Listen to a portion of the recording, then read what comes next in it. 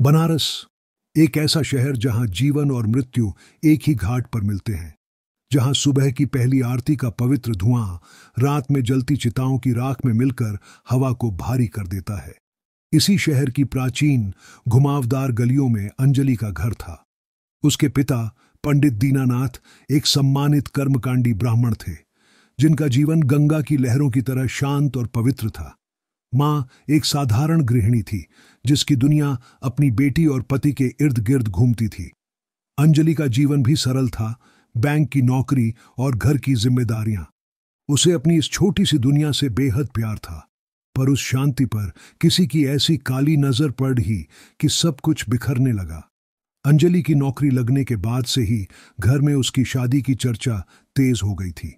अंजलि अब भी इन बंधनों के लिए तैयार नहीं थी। वो अपने पैरों पर खड़ी होकर अपने माँ बाप को हर सुख देना चाहती थी, लेकिन माँ बाप का दिल था कि मानता ही नहीं था।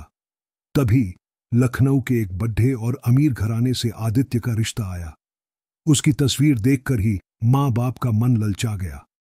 उनके दबाव और जिद के आगे अंजलि को झुकना ही पड़ा और वो मिलने के लिए तैयार हो गई।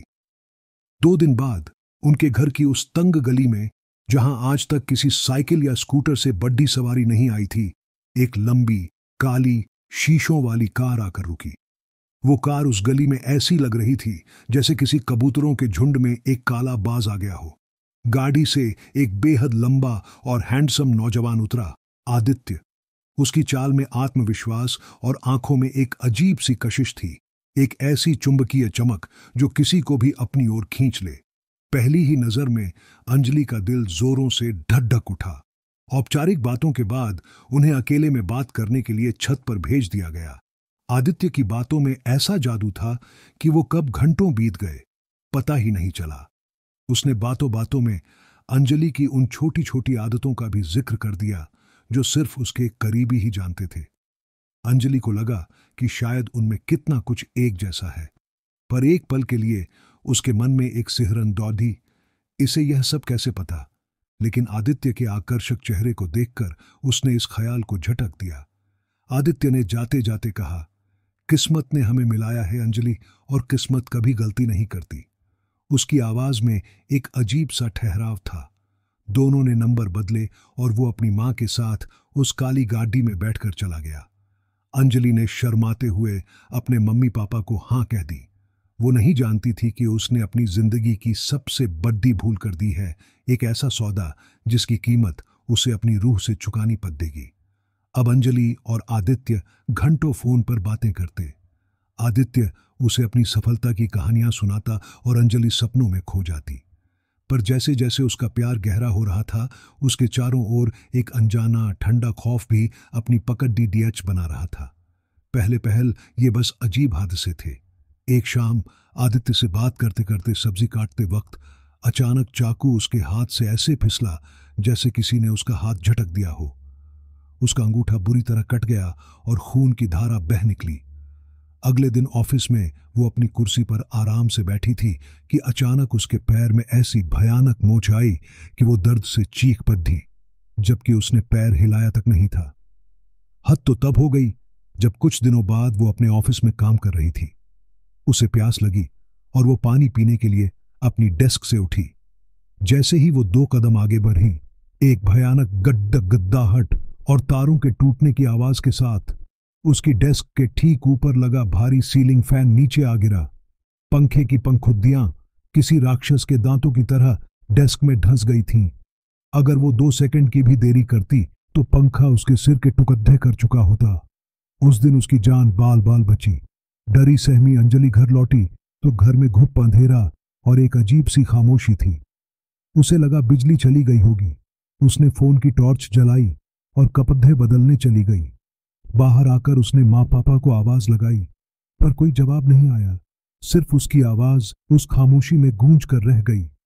जब वो किचन में गई तो उसके रोंगटे खड्डे हो गए। उसकी माँ अंधेरे में एक कोने में खड़ी थी और जलते हुए गैस बर्नर की नीली लौ को एकटक घूर रही थी, जैसे उस आग में उसे कुछ दिख रहा हो। घर में गैस की तेज गंध फैली थी। अंजलि ने डरते हुए माँ को पुकारा, माँ। उसकी माँ धीरे से पलटी।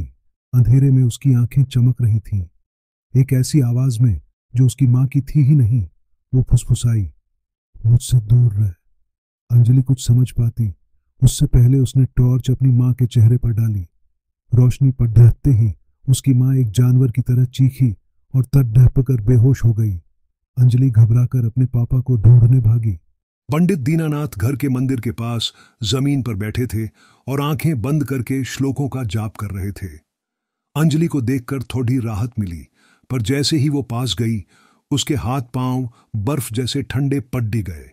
उसके पिता श्लोक उल्टे पढ़ रहे थे। पवित्र मंत्रों का हर शब्द एक अपवित्र गाली जैसा लग रहा था। मंदिर में रखी भगवान की मूर्तियां धूल से ढकी थीं और उन पर मकद्दी के जाले लगे थे, जैसे महीनों से किसी ने उन्हें छुआ तक न हो। इससे पहले कि वो कुछ समझ पाती, उसके सिर के पीछे किसी भारी चीज से जोरदार वार हुआ।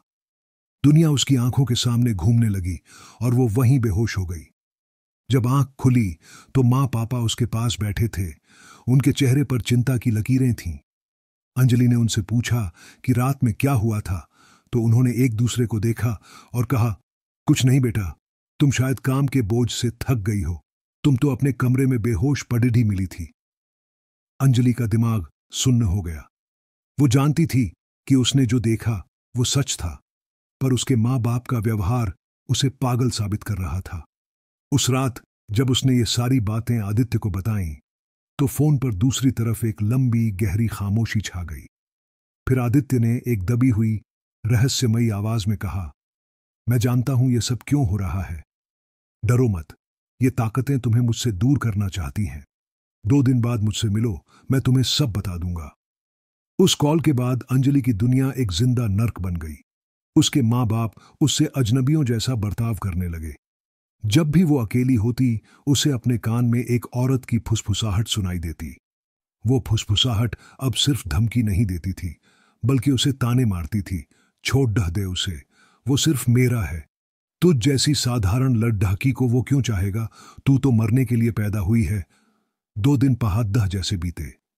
आदित्य ने उसे मिलने के लिए शहर के बाहर एक वीरान पुराने शिव मंदिर में आधी रात को बुलाया।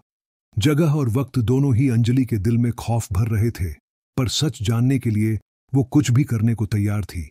मंदिर जाने से कुछ घंटे पहले सिरदर्द से बेहाल होकर वो अपने कमरे में लेट गई। लेटे लेटे कब उसकी आंख लगी उसे पता ही नहीं चला। और तब उसने वो सपना देखा। सपने में वो एक घने काले जंगल के बीचों बीच थी। वहां हवा भी नहीं चल रही थी, बस मौत जैसी शांति थी। सामने आदित्य एक हवन कुंड के आगे बैठा किसी अघोरी की तरह तंत्र मंत्र का जाप कर रहा था। तभी वहां एक बेहद खूबसूरत औरत प्रकट हुई, जिसके पैरों में पायल नहीं बल्कि घुंघरू बंधे थे। उसने आदित्य के कान में कुछ फुसफुसाया। आदित्य ने आंखें खोलीं, पर उसकी आंखें पूरी तरह काली थीं। उनमें कोई पुतली नहीं थी। वो एक कठपुतली की तरह उठा और उस औरत के पीछे पीछे चलने लगा। अचानक उस औरत का चेहरा बदलने लगा। उसकी खूबसूरत त्वचा गल कर गिरने लगी, आंखें पीली हो गईं और मुंह से नुकीले दांत बाहर निकल आए। वो हवा में उड़ने लगी। तभी उस डायन को महसूस हुआ कि कोई उसे देख रहा है। उसने अपना सिर घुमाया और सीधा अंजलि की आंखों में झांका। उसे पता चल गया था कि अंजलि उसे देख पा रही है। वो भयानक औरत अंजलि की तरफ पलटी और एक ऐसी रूह कंपा देने वाली चीख मारी कि अंजलि की नींद टूट गई। वो पसीने से लथपथ बिस्तर पर उठ बैठी। घड़ी देखी तो आदित्य से मिलने का वक्त हो चुका था।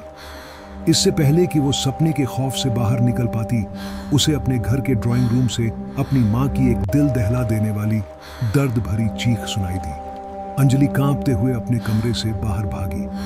हॉल का मंजर देखकर उसकी आत्मा तक जम गई। उसके पिता पंडित दीनानाथ जमीन पर खून से लथपथ पड़े थे और उनके ऊपर खड़ी थी उसकी माँ के हाथ में घर के मंदिर का ही खून से सना त्रिशूल था। माँ का चेहरा भावशून्य था, पर उसकी आंखें, वो उसकी माँ की आंखें नहीं थीं। उनमें एक पीली शैतानी चमक थी। माँ ने अंजलि की तरफ देखा और एक ऐसी आवाज में हंसी जो किसी इंसान की हो ही नहीं सकती थी। वो बोली, बहुत शौक था ना तुझे सच जानने का, अब देख सच।